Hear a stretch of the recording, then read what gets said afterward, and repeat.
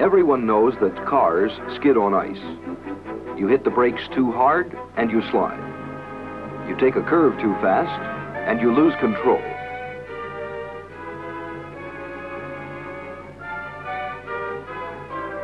Cars are more liable to skid on wet pavement than on dry. Everybody knows that too. But what most drivers do not know is that with water on the pavement, a car can behave just the same as on ice. And it can happen to the car that you drive, as well as to the test cars that you will see in this film. When you drive too fast, you lose control. You can't steer or brake. The car gets away from you, and a skidding car is dangerous. Dangerous to you, your passengers, and other vehicles on the highway. There are many factors that influence your ability to control a car on a wet surface. The texture of the pavement, the depth of the water, the inflation of the tires, whether they are smooth or have good deep treads, or a film of oil, dust, or dirt that is not washed off the pavement. These factors, in combination with the higher speeds of today, can and do cause skids and accidents. But of all of these factors, you are the most important. Only you can recognize the danger signals, and only you can do something about them. Modern research by industry and government has given us many insights into tire behavior. At the NASA Langley Research Center in Hampton, Virginia, studies have been made during the last several years on the behavior of aircraft tires when landing and taking off from water-covered runways.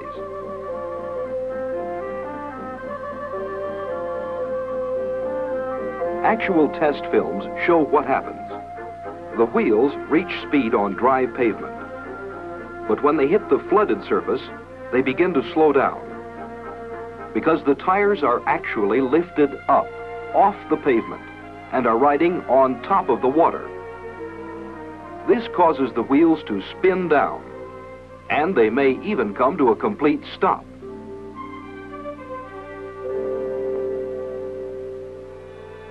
Further studies have led the researchers to the conclusion that their work on airplane tires could be applied to automobile tires, and that here is vital new information to tell the driving public.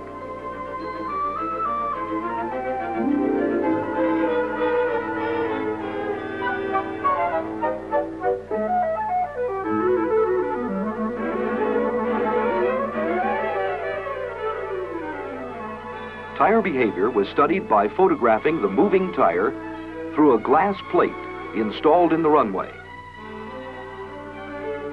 Slow motion films show the tire at a speed of 25 miles per hour in 1/2 inch of water. Here, as we look at the footprint of the tire against the glass, we can see that only part of the tire is in contact. Thus, even at 25 miles per hour, a partial loss of traction has occurred. By repeating the test at 50 miles per hour, we note the complete absence of contact between tire and glass. The tire is actually riding on a layer of water, and there is a complete loss of traction. This is called hydroplaning. Very simply, it means that the tire is riding on top of a film of water instead of on the pavement, just like this attractive skier. She is hydroplaning, riding on top of the water. Here, the upward force which the water exerts on the ski is dependent upon the speed of the ski. At this speed, the force is sufficient to keep the ski and the young lady on top of the water.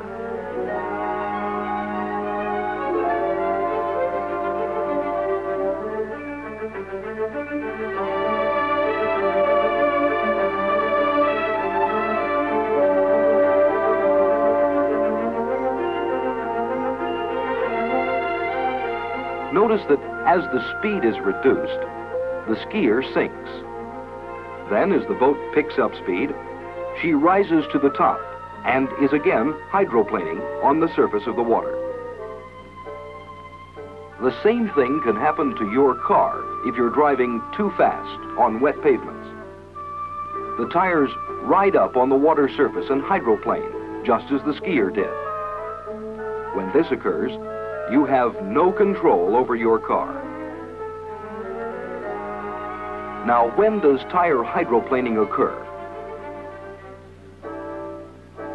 When the speed of the vehicle, tire pressure, water depth, pavement surface, conditions of the tire, whether smooth or good tread, are so combined that the tire loses contact with the pavement.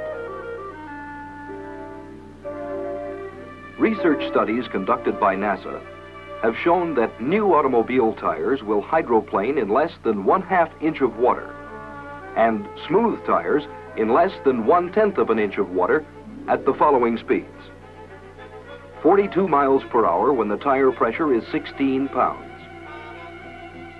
51 miles per hour and pressure 24 pounds, and 59 miles per hour and pressure 32 pounds.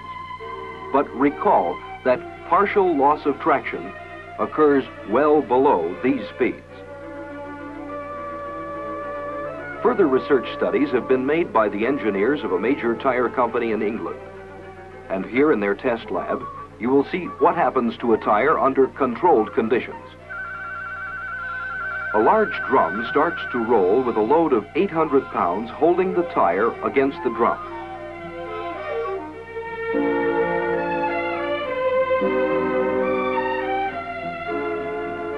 Then a stream of water is sprayed between the tire and the drum to simulate moderately wet highway conditions.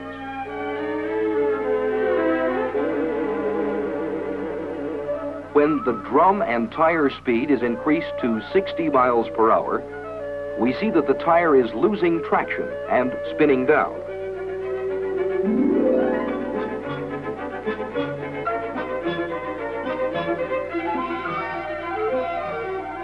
The tire finally comes to rest, and the technician can rotate it back and forth with his hand despite the 800-pound load.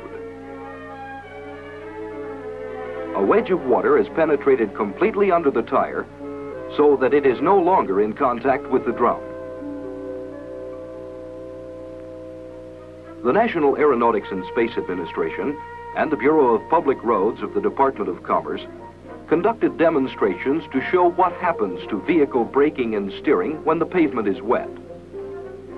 A special area was prepared, and tires just like you drive, varying from smooth to good deep treads, were used in the test. While it looks deeper, the test surface water depth averaged less than 1/10 of an inch.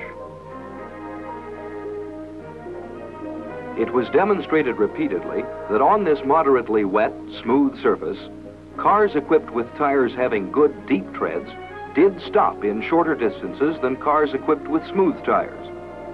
At 20 miles per hour, good tires, 40 feet. Smooth tires, 65 feet. At 30 miles per hour, good tires, 100 feet. Smooth tires, 165 feet. At 40 miles per hour, good tires, 185 feet. Smooth tires, 300 feet. A curve lane test demonstrates that at 40 miles per hour, without applying the brakes, the car equipped with good deep tread tires can hold the curve. But at 45 miles per hour, the same car could not hold the curve.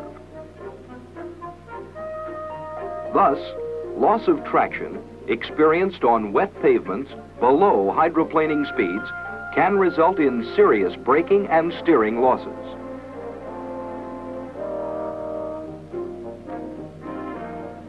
A change of lane test at 35 miles per hour on good deep treads demonstrates that the driver has control. But when the test is repeated on smooth tires, the driver cannot make the lane change at this speed and spins out of control. Thus, under these moderately wet conditions, the advantages of good deep treads are obvious. However, if the water depth or speed were increased, loss of traction would have occurred even with new tires. As a further demonstration that automobile tires do lose traction and hydroplane in the range of normal driving speeds, speedometers were connected to the front wheels of the test car, and the tires on the right were driven in deeper water than those on the left. Upon entering the deeper water at 60 miles per hour, the right front speedometer shows a spin down to 20 miles per hour, indicating that the right tire is hydroplaning. That's the story, and you play the most important part. When pavements are wet, slow down. Loss of traction and hydroplaning can and does occur well below legal speed limits.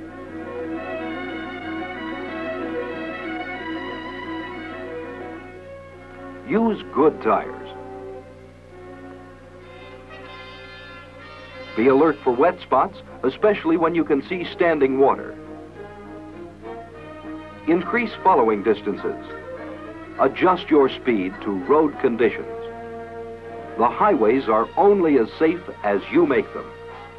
Be a safe driver.